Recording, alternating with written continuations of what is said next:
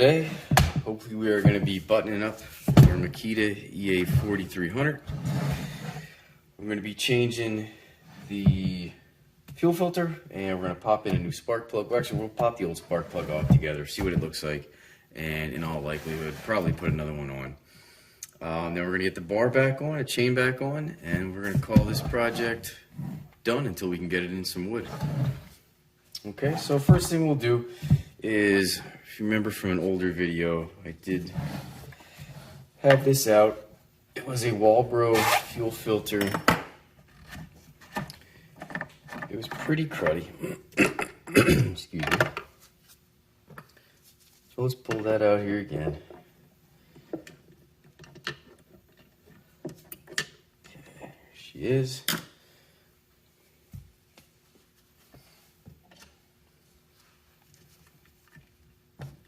Came right off. Walbro, old fuel filter, a little dirty. Okay, it's gonna be garbage. We're not saving that. So the OEM fuel filter for the Makita EA 4300 is gonna be Walbro part number 1255521. It is a fuel filter. Got it online for under $4. I believe it was not very expensive at all. And a saw like this that's not going to get a whole lot of cutting time in all likelihood. This will probably last me quite a bit. So brand new fuel filter. All we're going to do is push it back onto the line. Make sure it's seated, which it is. Pop that back in the tank. That's done. Nothing to it, guys. Simple. And I'm sure if you're watching this video, it's probably not the first time you have seen that done. So we got our new fuel filter in. This one's going to go in the trash.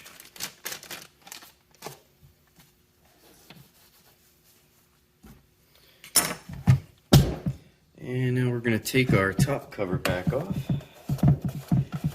Now I have not had this spark plug off yet, so don't know what the condition of it's going to be. We're doing this together. Let's see what we got.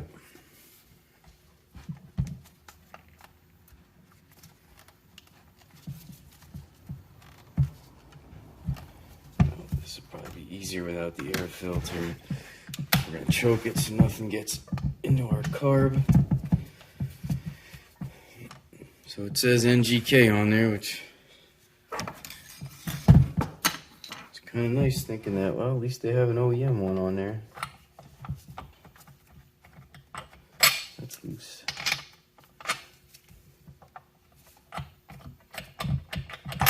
Does not appear to be the right size scratch.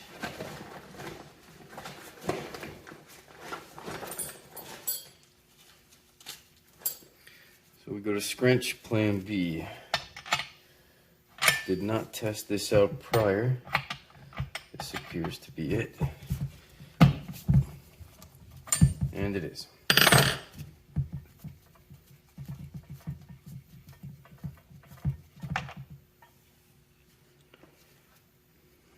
Okay, there's the spark plug. My initial thoughts, and I by no means am an expert, looks a little rich. Okay. I don't know. I'm changing it anyway.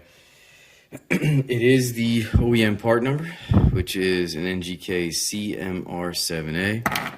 And if we go to our book, which Home Depot was gracious enough to give to us, and we look at our spark plug, and we come across NGK CMR7A5. All right, so they did have an OEM plug in there. And we are going to gap that to 0.020. So brand new NGK CMR7A5, part number 4641. I got this at my local Napa. Again, this too was under $4. It was not expensive. Let's see what our gap is like. Brand new plug. Nice. Okay, Craftsman feeler gauge. We do have it to Ooh, that blurred out on me. 020. Let's see what we got.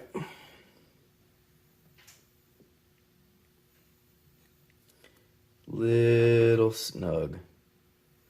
So we're gonna open that up just a tiny bit.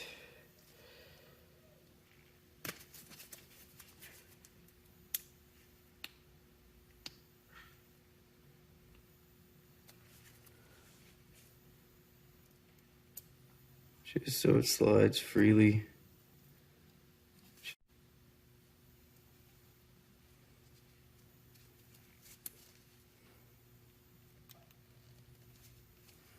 All right, much better. Much better. And while we have that off, let's take a peek. Let's take a peek down and see if we could see the crown. And there's some carbon on top.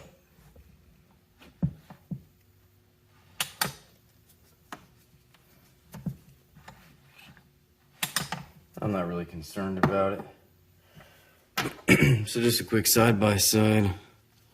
Old, new. All right. Let's thread her in, tighten her down.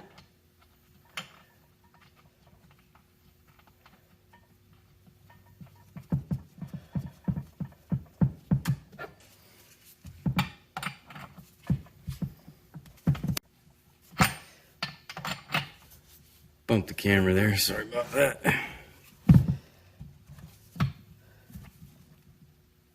So I don't have a torque spec for this. It's just sort of a feel.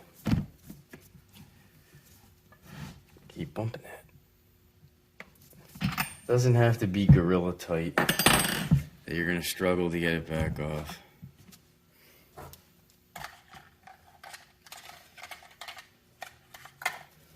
This we're just gonna box up as used. Don't have any other spares of these, so I just chuck it in my used pile.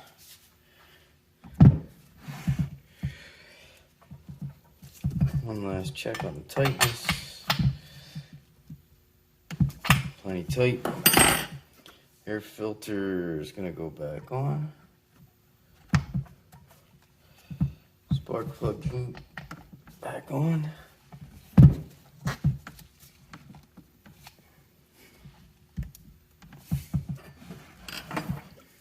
We're gonna put our top cover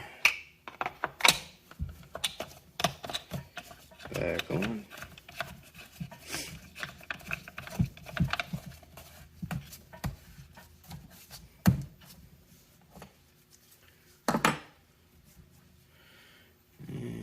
Bring this up a little bit. Okay. We'll put our bar back on. Quick tip that I did not come up with, that was shown by another YouTube. Could have been Steve's Small Engine Saloon. Could have been Donnie Boy. I don't remember which one. Both excellent channels. If you don't tune in, please. They're awesome. You're going to learn a lot from those guys. If your bar sits nice on a flat surface, good chance that it's not too jacked up that you'll be able to use it. That either of the sides of your bar are not so out of whack that it won't stay straight and true. It stands, so we're gonna use it, okay?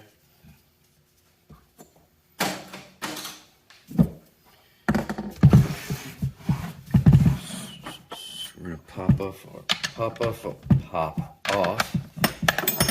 speak right eventually. Bar nuts.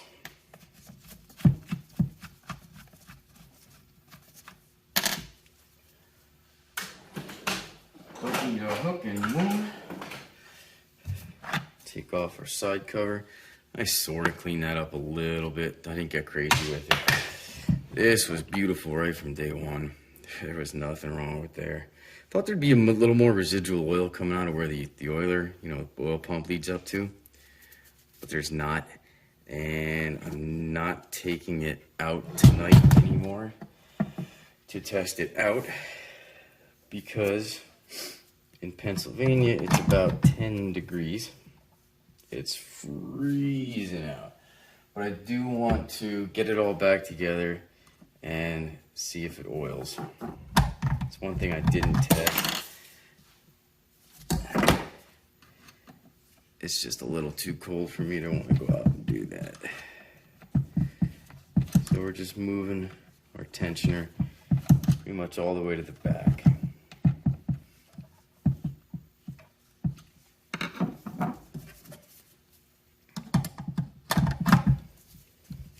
It's a 16-inch bar on here. That's what came from Home Depot. Just gonna use it.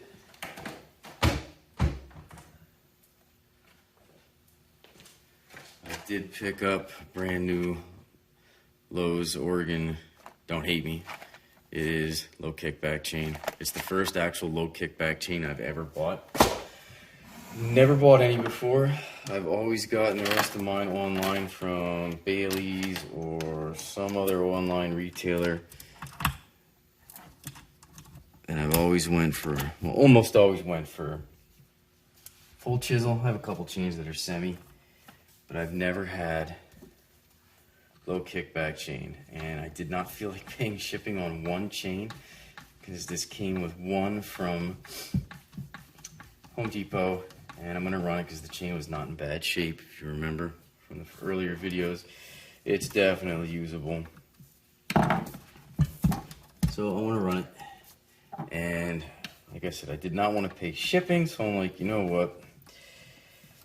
I know nobody likes the safety chains, doesn't cut as good, dulls quick, whatever. I don't have any experience with it, so I can't say until I use it. I'm gonna try it. If it absolutely sucks and I don't like it, then I'll scrap it and get something decent. But for this saw, I'm gonna use it. I'll let you know what I find out, if anything.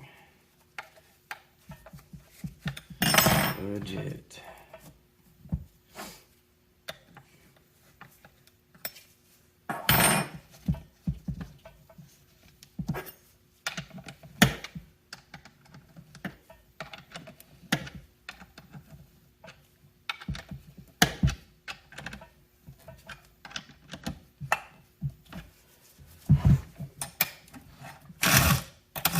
I knew that was going to loosen up a little bit.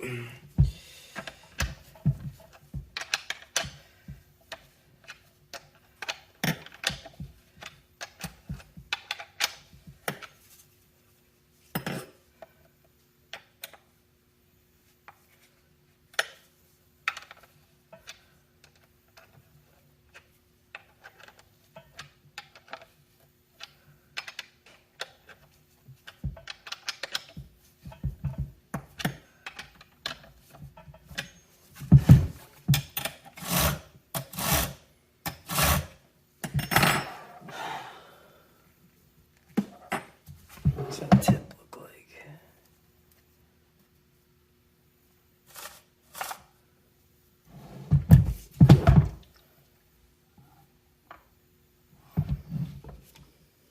Looks like I shouldn't have put that pick away.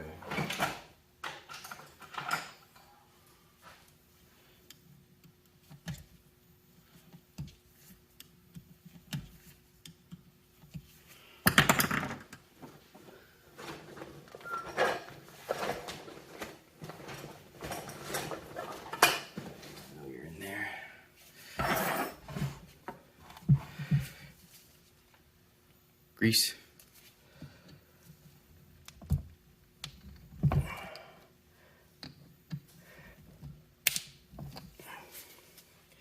Two shots and you can see it's starting to come out. You can see that or not. Coming out a little bit right under the chain. I like to keep mine greased. That's another thing. You're gonna read a lot online. Grease or not grease. I don't know. I grease them every time. I also don't cut a ton of wood. I am a homeowner firewood cutter at best. So I'm just telling you what I do, not necessarily what's absolutely right. I initially was also going to change the starter cord, box starter cord. Checked in on their manual. Doesn't seem that hard to do, but considering the cord is not in horrendous shape, I'm not gonna. So that's it. That's as far as we're gonna take this saw. Like I said on the first video, this saw was purchased for $179 at my local Home Depot. the rental Home Depot. I have $4 in a fuel filter, $4 in a spark plug, a little bit of time of hours to put in to clean it up and get the cat out, but no other money was put into it. We're gonna run it as is. As soon as I can get some wood, we're gonna have some videos of it cutting, and we'll see how she goes. All right, we'll do one last startup for the end of the video, and then we are gonna put this saw away until I get some wood. Let's see if she pops.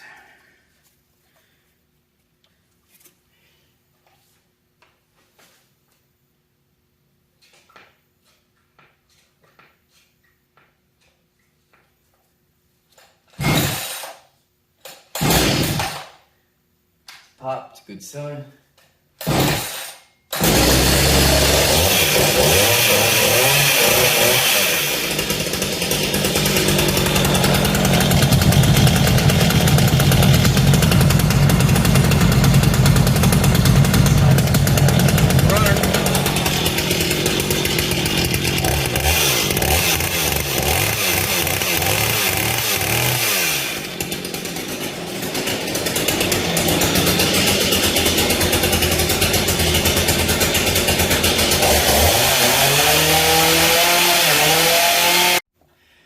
Just a real quick demo. I had it running here in the garage, and I was testing the oiler out on a pizza box just to see if it was throwing oil, and we are. Next steps, put it in the wood. That wraps it up, guys. Thanks.